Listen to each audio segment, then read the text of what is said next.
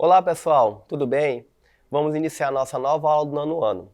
Relembrando as aulas anteriores, nós começamos a estudar então os modelos atômicos, vimos então que na atualidade existem diversos modelos atômicos. Também estudamos sobre as reações químicas, que são reações que têm, nesse caso, reagentes, formando então produtos, que são reações que podem acontecer tanto no ambiente físico como também no ambiente químico. Agora, hoje, nós iremos estudar os principais assuntos relacionados aos ácidos, bases, sais e óxidos. Vamos lá? Você sabe o que é um ácido? Geralmente, quando pensamos em uma substância ácida, imaginamos algo perigoso ou muito corrosivo. O ácido sulfúrico, por exemplo, é usado na indústria para sintetizar vários produtos químicos, como os fertilizantes e as tintas no refino do petróleo e em estações de tratamento da água. Esse ácido pode queimar a pele e derreter plásticos. Por essa razão, nos laboratórios e na indústria deve ser armazenado em frascos de vidros, como o qual não reage. Mas nem toda substância ácida é tão corrosiva ou perigosa quanto o ácido sulfúrico. O gosto azedo do limão, por exemplo, também se deve à presença de substâncias ácidas. Então, que nós podemos observar que nem todo ácido ele é perigoso. Por exemplo, quando nós chupamos o limão, colocamos na boca, nós sentimos aquele gosto de azedo. No entanto, chamamos muito bem de ácido. Acaba que ele não é tão perigoso quanto o ácido sulfúrico. O ácido sulfúrico ele pode corroer a nossa pele. É tanto que em laboratório ele tem que ser armazenado sempre em vidros, né? em recipientes de vidro, porque no vidro ele não consegue reagir. Mas se fosse guardado, por exemplo, em plástico, ele poderia derreter esse plástico. Então, algumas substâncias ácidas, eles conseguem derreter algumas estruturas, principalmente a nossa pele. Já outros ácidos, geralmente, nós só vamos apenas sentir aquele sabor mais ácido ou azedo, que é o caso de algumas frutas, mas não significa que necessariamente eles sejam perigosos para nós.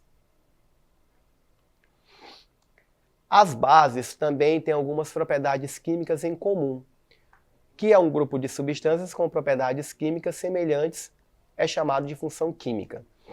Uma das mais formas de saber se uma estrutura é um ácido ou uma base é usando indicadores ácido-base.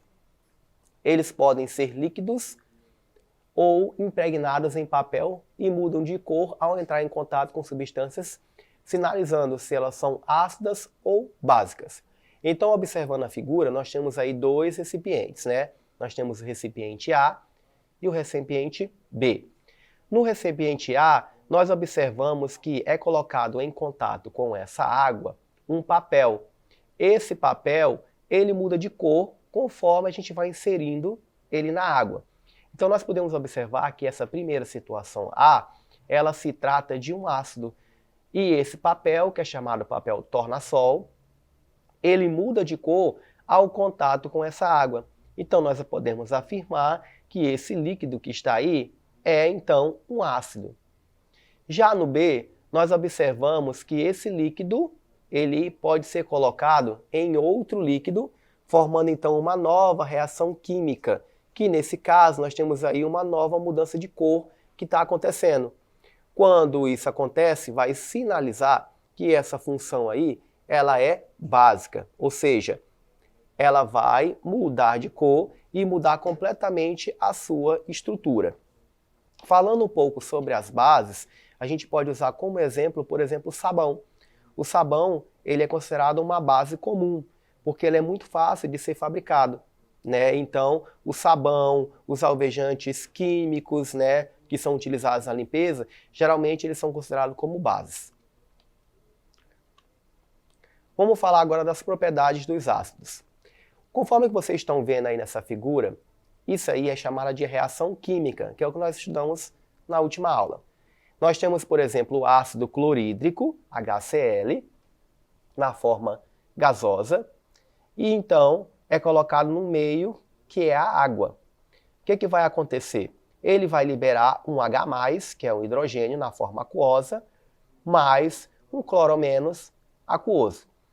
Nessa reação química aí, eu tenho então, aí nesse caso, um produto que ele está sendo decomposto, formando então dois reagentes. Eu fiz isso através de um meio que foi a água.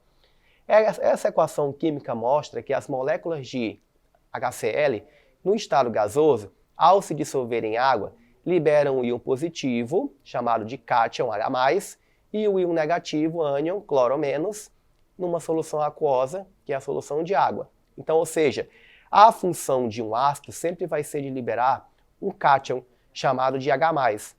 Todo ácido, para saber se ele é ácido em uma reação química, ele vai liberar sempre um H+, nessa reação de decomposição. Então, qual é a definição de ácido? Ácido é toda substância que, em solução aquosa, liberam como íons positivos apenas cátions, hidrogênio. O ânion liberado varia conforme o ácido. Essa tabela que vocês estão vendo aí é chamada tabela do pH. Ela é muito famosa porque ela determina então se uma substância ela é ácida ou é básica. Para se considerar um pH neutro, eles têm que estar aí bem no meio, no 7. Essa tabela ela varia de 0 a 14, conforme a figura. De 0 até 7, nós temos aí um meio, aliás, de 0 até 6, 6,5, nós temos aí uma substância ácida. Quando chega no 7, essa substância se torna neutra. Entre o 7,5 até o 14, eu tenho uma substância básica. Por exemplo, o ácido sulfúrico, aquele que nós falamos no começo, né? Principalmente aquele ácido de bateria. Ele é um ácido que tem um pH 0, ou seja, ele é muito ácido. O suco gástrico, né, que é o HCl, é o famoso nosso suco intestinal, né, que vai digerir proteínas, como por exemplo a carne. Ele tem um pH aí basicamente de 1,5. O suco de limão tem um pH 2, o vinagre 2,5. Então nós sabemos que o pH deles é um pH bastante ácido, porque ele está acima um pouco do 0 e bem abaixo do 7. Quando estamos lá no café, por exemplo, ele já é um pouco ácido, mas ele não é completamente ácido. A água em si, a água destilada, tem um pH 7, ou seja, não vai influenciar, então, quando nós tomamos ela. E quando é básico, ele vai estar lá no rumo de 12, 13, 14, como por exemplo produtos de limpeza com amônia, que nesse caso já se torna básico. O leite, por exemplo, leite de magnésia, ele é antiácido. Então, quando nós estamos com problemas intestinais, como por exemplo o excesso de ácido clorídrico no corpo, nós tomamos então leite de magnésia, que ele vai ajudar nesse caso aí para diminuir essa acidez estomacal.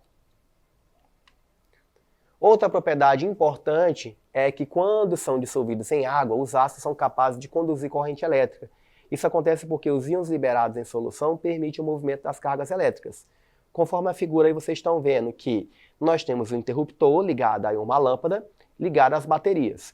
Quando nós colocamos aí esses disjuntores aí, nesse caso na água, num ácido acético, quando eu ligo o interruptor, essa lâmpada ela vai acender. Ou seja, eu sei que o ácido vai ajudar então a produzir corrente elétrica. Quando é colocada em uma substância comum com açúcar, dissolvido na água, eu observo que essa lâmpada ela não vai acender. Ou seja, porque a substância ela não é ácida. Propriedade das bases. Uma característica importante das bases é seu sabor adstringente, característica do caju, do caqui e ainda verdes que prende na língua. Mas não devemos usar esse meio termo para identificar as bases, já que muitas são tóxicas e corrosivas até mesmo em soluções diluídas. Além disso, nem todo sabor adstringente deve ser as bases. No caso da banana verde, por exemplo, esse sabor é dado a uma substância chamada de tanino, que não é uma base. Nós temos aí o NaOH dissolvido em água, vai liberar aí Na positivo aquoso mais O negativo aquoso. Então, quanto maior a concentração de íons de hidroxilas em uma solução, maior a quantidade de pH da solução. As soluções básicas têm pH maior que 7. Então, nesse caso, os produtos aí de higiene sempre vão ter o pH maior que 7, entre próximo de 13 e 14, que são substâncias consideradas básicas. Propriedade dos sais. Quando se fala em sal, pensamos logo no sal de cozinha. Em química, porém, a denominação do sal indica um grupo de compostos que pertencem à função química sal. Muitos deles têm sabor salgado, mas nunca se deve tentar identificar o sal levando-se à boca, pois muitos sais são tóxicos. Por exemplo, nós temos aí o ácido clorídrico, né, aquoso, reagindo então com o hidróxido de sódio, aquoso. Nesse caso, eu vou formar o sal de cozinha aquoso mais a liberação de água. A reação entre o ácido clorídrico e o hidróxido de sódio, NaOH, produziu o cloreto de sódio e água. O sódio e o cloro estão em solução aquosa. E, nesse estado, se apresentam na forma de íons Na+, e cloro-. Essa é uma importante característica dos sais. Quando dissolvidos em água, liberam cátions e ânions. Então, como é que eu determino um sal? Essa reação química vai liberar tanto uma substância positiva, como vai liberar uma substância negativa, ou seja, cátions e ânions. Você aprendeu que as substâncias que conduzem corrente elétrica possuem partículas carregadas, que podem se mover livremente. Nos sais, em estado sólido, os íons não conseguem se movimentar bastante para produzir eletricidade. Então isso só vai acontecer quando colocamos em meio líquido. Então, por exemplo, quando colocamos aí, nesse caso, os fios ligados a uma bateria, que são pilhas, e colocamos esse sal em um recipiente líquido, quando giramos então o interruptor, essas vão começar a ligar e vão gerar energia, porque justamente essas partículas elas vão se movimentar no meio líquido. Propriedade dos óxidos.